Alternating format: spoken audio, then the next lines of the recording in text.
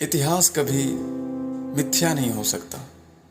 इतिहास तो स्वयं एक अटल सत्य है जो काल चक्र के किसी पहलू में अंकित हो चुका है।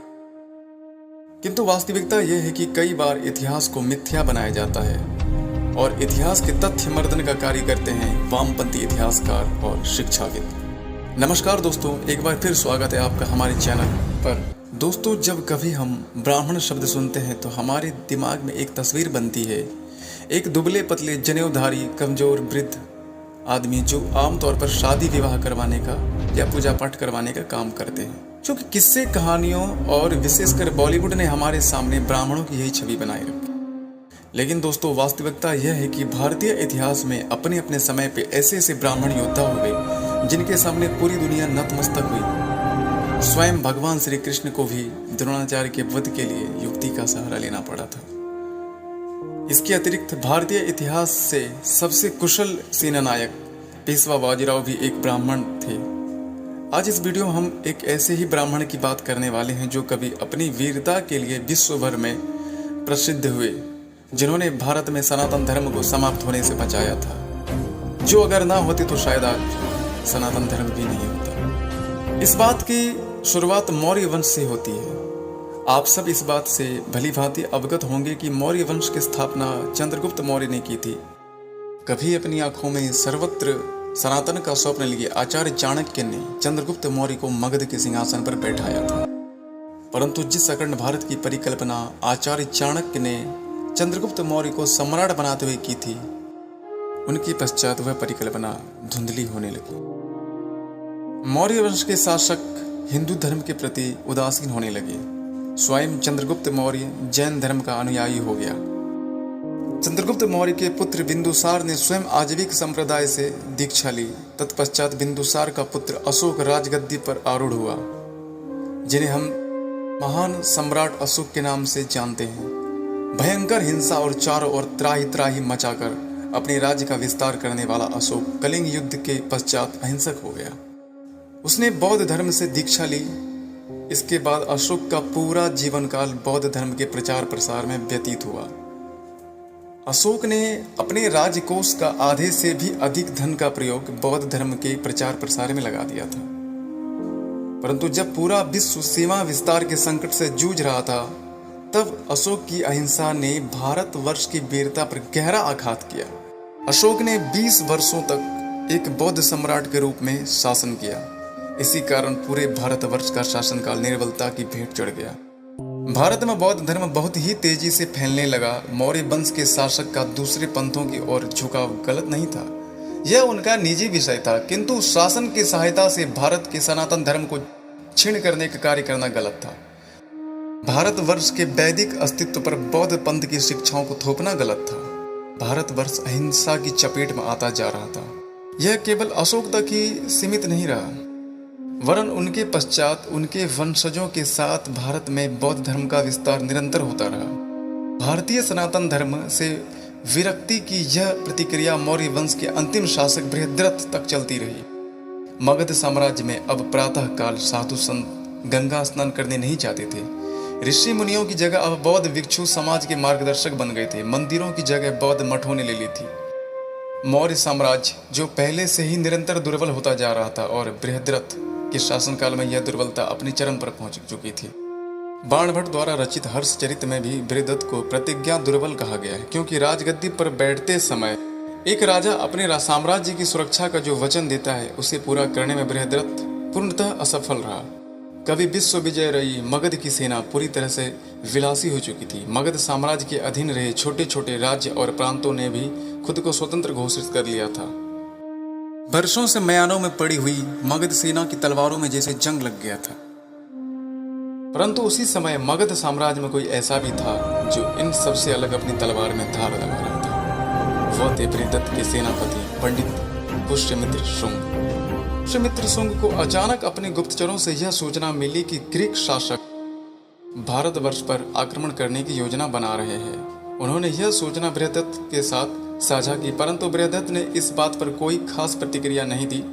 शुंग इस बात से व्यतीत था कि एक और शत्रु आक्रमण के लिए आगे बढ़ा चला आ रहा है और दूसरी ओर उसका सम्राट कोई सक्रियता नहीं दिखा रहा। पुष्यमित्र ने अपने स्तर पर प्रयास प्रारंभ किया। उन्हें अपने गुप्तचरों से शीघ्र ही यह सूचना मिली कि ग्रीक सैनिक बौद्ध भिक्षुओं के वेश में मठों में छुपे हुए हैं और कुछ बौद्ध धर्मगुरु भी उनका सहयोग कर रहे हैं। इस सूचना से व्यथित होकर पुष्यमित्र ने बृहदत्त से बौद्ध मठों की तलाशी लेने की अनुमति मांगी, किंतु बृहदत्त इसके लिए तैयार नहीं हुआ। परंतु बृहदत्त की आज्ञा से असंतुष्ट शुंग ने सेना की एक टुकड़ी के साथ बौद्ध मठों पर छापा मारा। इस कार्यवाही के दौरान पुष्यमित्र और उसके सैनिकों की मुठभेड़ मठों में छिपे शत्रुओं के सैनिकों से हुई। कई शत्रु सैनिक मृत्यु के घाट उतार दिए गए और कई सैनिकों को बंदी बना लिया गया और इनके साथ साथ उन सभी बौद्ध धर्मगुरुओं को भी बंदी बनाकर बृहदत्त के समक्ष उपस्थित किया गया। परंतु बृहदत्त इस बात से प्रसन्न नहीं हुआ, अपितु इतना क्रोधित हो गया कि उसने पुष्यमित्र शुंग को सेनापति के पद से ही निष्कासित कर दिया। इस पर शुंग क्रोध से भर उठे और उन्होंने बृहदत्त को खरी खोटी सुनाना आरंभ कर दिया, जिस पर बृहदत्त ने अपनी तलवार निकालकर पुष्यमित्र शुंग पर प्रहार कर दिया और दोनों में द्वंद्व युद्ध आरंभ हो गया। परंतु यह द्वंद्व युद्ध केवल नाम का था। इस युद्ध का वही परिणाम हुआ जो एक सिंह और एक हिरण के बीच युद्ध का होता।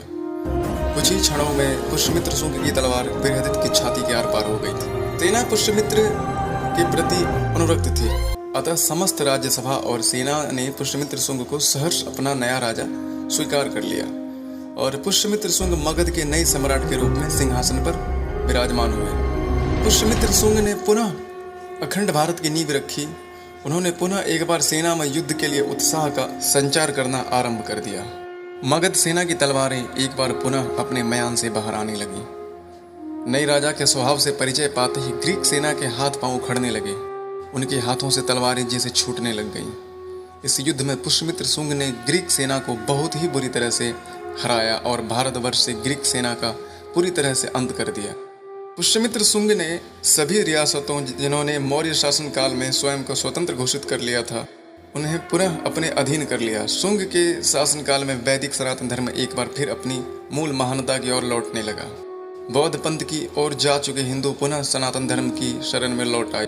पुष्यमित्र शुंग के शासनकाल में वैदिक शिक्षा अपने चरम पर पहुंच गई। उन्होंने राष्ट्र निर्माण के तत्वों में सनातन धर्म के महत्व को सर्वोच्च प्राथमिकता दी। ऐसा कहा जाता है कि पुष्यमित्र के शासनकाल में मगध साम्राज्य के सभी निवासियों तक लगभग वैदिक शिक्षा की पहुंच थी। इसी का परिणाम था कि भारतवर्ष पुनः अपनी सनातन महानता को प्राप्त करने लगा था। इन सब के पश्चात आपके मन में यह विचार अवश्य आया होगा कि क्या शुंग बौद्ध धर्म के विरोधी थे? तो इसका उत्तर है नहीं। पुष्यमित्र शुंग न तो बौद्ध विरोधी थे और न ही बौद्धों के हत्यारे। कल्पना कीजिए कि कोई पंथ जिसे दशकों तक शासन का भरपूर समर्थन मिलता रहा हो, जिसके अनुयायियों में एक महान साम्राज्य के शासक रहे हों, वह पंथ लगातार फल फूल रहा हो और एक राष्ट्र के कोने कोने में अपने अनुयायी बनाता जा रहा हो। इन सब के बीच एक ऐसा शासक आ जाए जो पंथ परिवर्तन का विरोधी हो और ऐसे कार्यों के लिए शासन की सहायता बंद कर दे। ऐसे में उस शासक और पंथ के मध्य संघर्ष होना स्वाभाविक है। यही सत्य है पुष्यमित्र और बौद्धों के संघर्ष का। अशोक के शासनकाल से ही बौद्धों को राज्य का समर्थन प्राप्त होता रहा और इस समर्थन की सहायता से बौद्ध पूरे भारतवर्ष में लगातार बढ़ते चले गए। बृहद्रथ के शासनकाल तक यह पंथ परिवर्तन चलता रहा, किंतु पुष्यमित्र शुंग के राजगद्दी पे बैठने के बाद बौद्धों के इस विस्तार में अंकुश लग गया। इसी प्रतिबंध से बौखलाए बौद्धों और पुष्यमित्र के मध्य संघर्ष की स्थिति उत्पन्न हो गई। पुष्यमित्र पर जिन बौद्ध भिक्षुओं की हत्या का आरोप लगाया जाता है वह कोई और नहीं अपितु भिक्षुओं का वेश धारण किए हुए ग्रीक सैनिक थे, जिनके विषय में हमने आपको पहले ही बताया है। इसके बाद पुष्यमित्र पर आरोप लगाया जाता है कि उन्होंने बौद्ध स्मारकों को नष्ट करने का कार्य किया।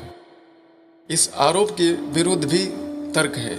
सबसे पहले तो यह सभी को ज्ञात है कि सांची और भरहूत जैसे बौद्ध स्तूपों का अधिकांश हिस्सा पुष्यमित्र शुंग के शासनकाल में निर्मित हुआ है। यदि पुष्यमित्र बौद्धों के इतने ही विरोधी होते तो आज आप सांची में बौद्ध स्तूप नहीं अपितु भगवान विष्णु का मंदिर देख रहे होते। एक शासक जिसने 36 वर्षों तक शासन किया और जो एक महान साम्राज्य के साथ एक महान सेना का भी स्वामी था, वह भारतवर्ष से बौद्धों की एक एक पहचान को नष्ट कर सकता था। एक बार पुष्यमित्र शुंग के शासनकाल की तुलना मुगलों के शासनकाल के साथ कीजिए। जिन्होंने हिंदुओं के सबसे पूज्य धर्म स्थलों को अपना निशाना बनाया, जिनमें अयोध्या, काशी, मथुरा प्रमुख है। मुगलों ने इन सनातन केंद्रों को न केवल नष्ट किया अपितु वहां मस्जिदों का निर्माण भी करवाया। इसके विपरीत पुष्यमित्र जैसे कट्टर ब्राह्मण ने कोई मंदिर बनाने की तो बात छोड़िए, एक स्तूप भी नष्ट नहीं किया। भारत में इतिहास की व्याख्या करने वाले ऐसे निष्पक्ष रहे हैं जिन्हें हजारों मंदिर तोड़ने वाले मुगल महान लगते हैं, और एक ब्राह्मण शासक कट्टर जिसने मात्र अपने सनातन धर्म का पालन किया। शायद यही कारण है कि 112 वर्षों तक भारत पर निष्कंटक शासन करने के बाद भी आपको भारतीय शिक्षा प्रणाली की किसी भी पुस्तक में पुष्यमित्र शुंग और शुंग वंश का कहीं उल्लेख नहीं मिलेगा। आज की इस वीडियो में बस इतना ही, लेकिन जाने से पहले हमारे चैनल को सब्सक्राइब अवश्य कर लें ताकि हमारे आने वाली वीडियोस की जानकारी आपको सबसे पहले मिले, और वीडियो को लाइक और शेयर अवश्य करें। वंदे मातरम, भारत माता की जय।